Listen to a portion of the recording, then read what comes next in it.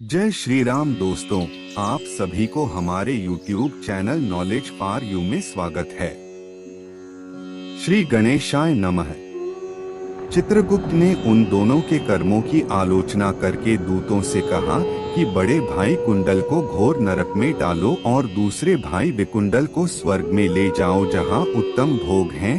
तब एक दूत तो कुंडल को नरक में फेंकने के लिए ले गया और दूसरा दूत बड़ी नम्रता से कहने लगा कि हे विकुंडल, चलो तुम अच्छे कर्मों से स्वर्ग को प्राप्त होकर अनेक प्रकार के भोगों को भोगो। तब विकुंडल बड़े विस्मय के साथ मन में संशय धारकर दूत से कहने लगा कि हे यमदूत, मेरे मन में बड़ी भारी शंका उत्पन्न हो गई है, अतएव मैं तुमसे कुछ पूछता हूँ। कृपा करके मेरे प्रश्नों का उत्तर दो। हम दोनों भाई एक ही कुल में उत्पन्न हुए, एक जैसे ही कर्म करते रहे।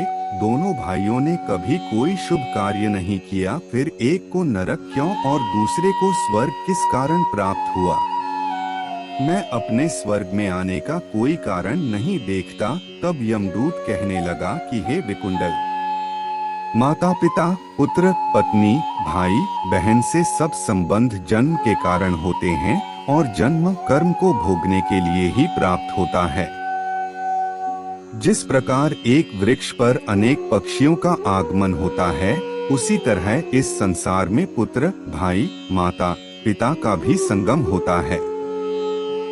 इनमें से जो जैसे जैसे कर्म करता है वैसे ही फल भोगता है।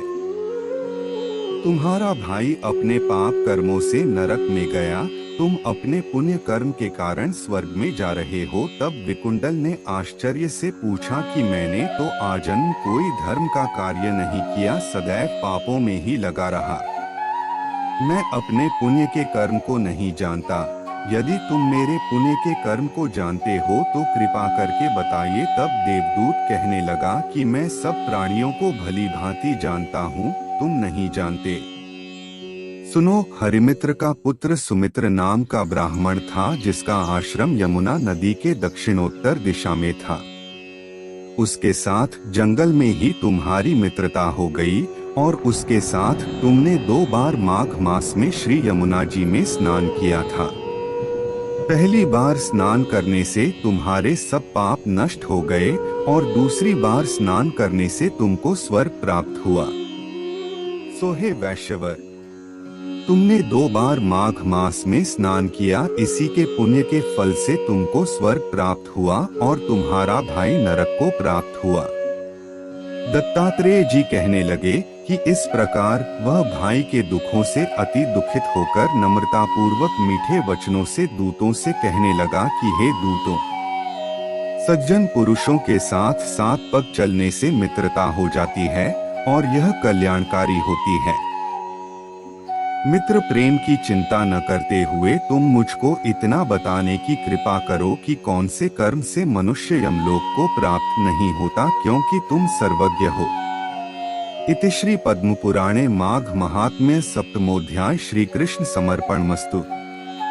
आपको हमारा ये वीडियो कैसा लगा कमेंट्स कर जरूर बताएं।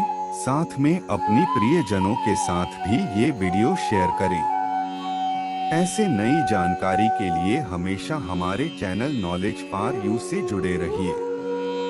फिर मिलेंगे हमारा अगला वीडियो में नई जानकारी के साथ। तब तक के लिए आज्ञा दे। नमस्कार।